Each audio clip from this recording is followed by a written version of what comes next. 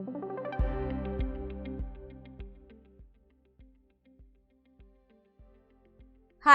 मैं उसी गुंजन आठवले स्वागत करती हूँ आप सभी का वेल्दी के यूट्यूब चैनल पे।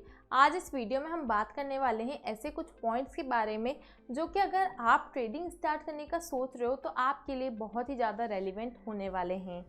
याद रखना, मैंने यहाँ पे बोला है ट्रेडिंग स्टार्ट करना, मतलब कि मैं आपको ये नहीं सिखाऊंगी कि किस तरीके से आपको ट्रेडिंग जो है वो करनी है, एक्चुअल ट्रेडिंग कैसे करते हैं, किस तरीके से चार्ट्स वगैरह वो सब रीड करे जाते हैं, किस तरीके से आपका एंट्री पॉइंट, किस तरीके से एग्जिट पॉइंट ये सब डिसाइड होते हैं।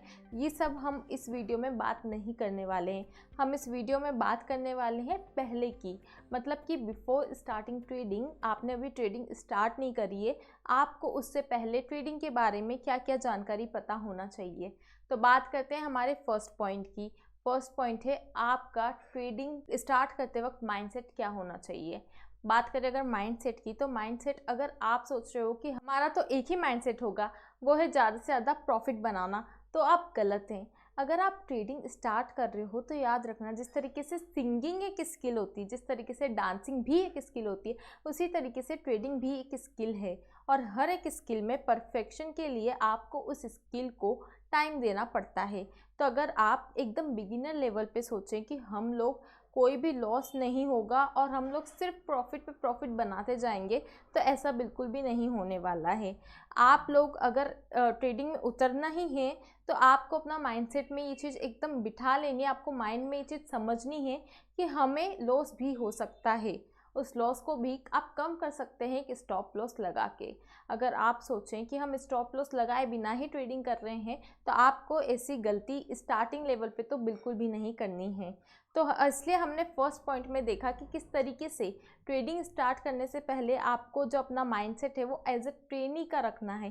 ट्रेनी मतलब कौन होता है? ट्रेनी मतलब ऐसा पर्सन जो कि ट्रेनिंग ले रहा हो। तो यहाँ पे आपका जो फोकस है वो एक प्रोसेस को समझने का होना चाहिए। आपको समझना चाहिए कि ट्रेडिंग की जो प्रोसेस है वो एग्जैक्टली वर्क कैसे करती है, ना कि आपको पहले प्रॉफिट पे ध्यान देना चाहिए, ना कि लॉस पे ध्यान देना चाहिए। इस वक्त आपको सिर्फ उस प्रोसेस में परफेक्शन लाने पे ध्यान देना चाहिए। जब आपको ट्रेडिंग अच्छे से समझ में आने लगेगी तो लिहाजा सी बात है कि उस वक्त आपके जो लॉसेस है वो काफ़ी कम हो चुके होंगे और आपको ट्रेडिंग आएगी तो आपका जो प्रॉफिट है वो भी आप अच्छा खासा बना लोगे। बट उसको सीखने के लिए आपके पास एक प्रॉपर ट्रेनिंग वाला माइंडसेट होना चाहिए। अब बात करते हैं हमारे दूसरे पॉइंट की कि अगर आपने अपना माइंडसेट तो प्रिपेयर कर लिया है, अब आप स्टार्ट कैसे करोगे? तो उसके लिए आपको एक डीमैट अकाउंट खुलवाना पड़ेगा। याद रखना, अगर आप कोई म्यूचुअल फंड वगैरह ये सब लेते हैं तो आपको किसी भी एक डीमैट अकाउंट की ज़रूरत नहीं होती है।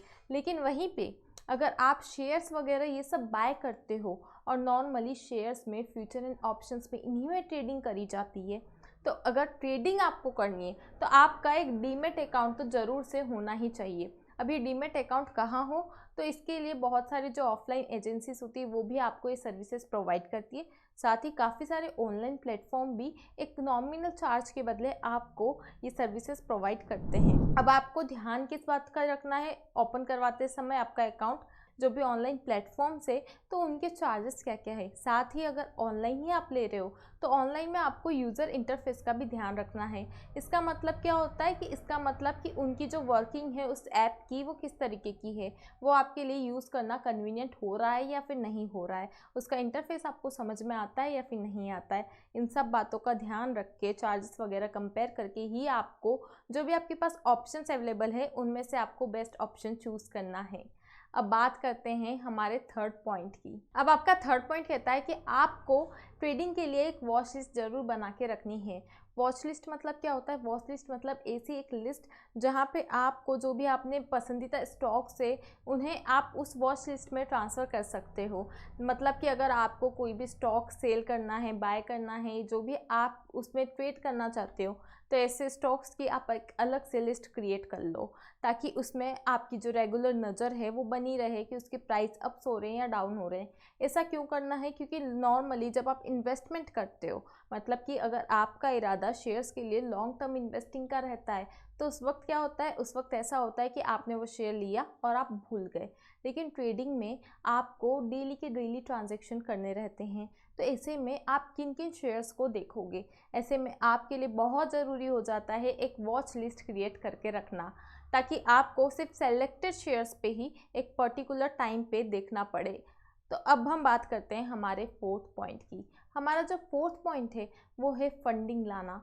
क्योंकि अगर आप ट्रेडिंग, अब आपने ट्रेडिंग समझ तो लिया है प्रोसेस, अब आपको उसको स्टार्ट करने के लिए क्या लगेगा, आपको लगेंगे पैसे। तो आखिर ये पैसे कहाँ से लाएं?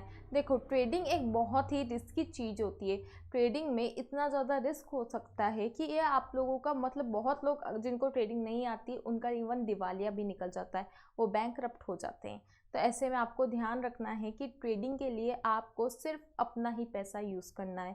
आपको इसमें उधारी का पैसा जो है वो बिल्कुल भी निवेश नहीं करना है। आपको ये भूल कतई नहीं करनी है कि आप सोचें कि ट्रेडिंग से हम एकदम करोड़पति बन जाएंगे एंड इसके लिए हम अभी खूब सारा लोन ले लेते, बाद में हम रिपे कर देंगे। आपको इस तरीके से किसी भी, ना आपको अपने फ्रेंड से बोरो करना है, ना आपको अपनी किसी फैमिली से बोरो करना है।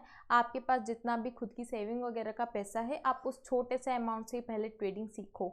और मेरा मानना है कि अगर आप चाहें तो आप जो एक कैशलेस ट्रेडिंग भी सीख सकते हैं। वो किस तरीके से कि आपके पास बहुत सारे जो ऑनलाइन प्लेटफॉर्म होते हैं, आपको वो सर्विसेज देते हैं कि आप ट्रेडिंग कर सकते हो, मतलब जस्ट फॉर लर्निंग पर्पस। उसमें आपका कोई एक्चुअल प्रॉफिट, कोई एक्चुअल लॉस नहीं होगा, क्योंकि उसमें आपका एक्चुअल जेब से पैसा भी नहीं लगेगा। सब कुछ जो होगा वो एक, जिस तरीके से हम गेम खेलते हैं उस तरीके से, किस तरीके से सब कुछ वर्चुअली होता है। तो यहाँ पे भी वो आपको एक ऐसी सर्विसेज देते हैं कि आप यहाँ पे असली ट्रेडिंग नहीं कर रहे हो, बट आपको वो पूरा एक ऐसा इंटरफेस क्रिएट करके देंगे जहाँ पे आपको ये पूरा अनुभव होगा कि हम लोग एक्चुअल में ही ट्रेड कर रहे हैं। तो आप लोग चाहें तो आप पहले कुछ एक आध महीने इस तरीके से ट्रेडिंग सीख सकते हैं एंड जब आपको थोड़ा सा कॉन्फिडेंस आने लगे तब आप जाके थोड़ा सा जो अपना पैसा है वो धीरे धीरे ट्रेडिंग में निवेश कर सकते हैं।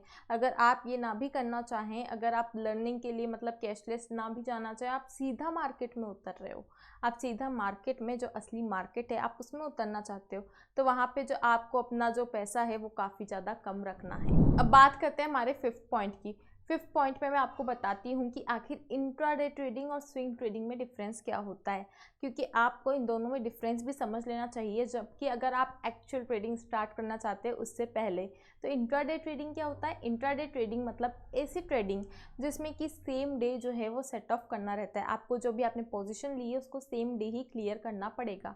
जस्ट लाइक अगर मैंने सुबह को कोई शेयर जो है वो बाय किया है, तो मुझे उसको शाम को जब मार्केट जब 3 बजे, 3:15 बजे जब बंद होता है, तो मुझे उसकी जो पोजीशन है उसको क्लियर करनी पड़ेगी। मतलब कि वो शेयर अगर मैंने सुबह को बाय किया था तो शाम को मुझे वो सेल कर देना है। ये होती है इंट्राडे ट्रेडिंग। मतलब इंट्राडे में क्या होता है, आपको सेम डे ही जो ट्रांजैक्शन है वो पूरा क्लियर करना है। अब अगर स्विंग ट्रेडिंग की बात करें, स्विंग ट्रेडिंग में क्या होता है? स्विंग ट्रेडिंग मतलब कि ऐसी ट्रेडिंग जहाँ पे आप एकदम लॉन्ग टर्म होल्ड नहीं करने वाले हो, मगर आपको इंट्राडे भी अपनी पोजीशन क्लियर नहीं करनी है। आप चाहें तो आप उसको कुछ दिन तक, सिर्फ मतलब 3 दिन, 5 दिन या फिर बहुत ही शॉर्ट टाइम के लिए आप उसे होल्ड कर सकते हो। याद रखना, यहाँ पे अगर हम लॉन्ग टर्म होल्डिंग की बात करते हैं तो वो इन्वेस्टमेंट की कैटेगरी में चला जाता है, मगर ट्रेडिंग में ज़रूरी नहीं है कि सेम डे ही अगर आप उसे ट्रांजैक्शन को परफॉर्म कर रहे हो तो वो ट्रेडिंग की कैटेगरी में जाए। अगर आप सेम डे नहीं कर पा रहे हो बट आप 1-2 दिन, 3-5 दिन इस तरीके से आप एक बहुत ही शॉर्ट पीरियड में ट्रांजैक्शन कर रहे हो, तो वो भी ट्रेडिंग में ही आता है, वो इन्वेस्टमेंट में नहीं आता है। और इस तरीके की जो छोटे छोटे दिन की जो ट्रेडिंग होती है उसे हम स्विंग ट्रेडिंग कहते हैं।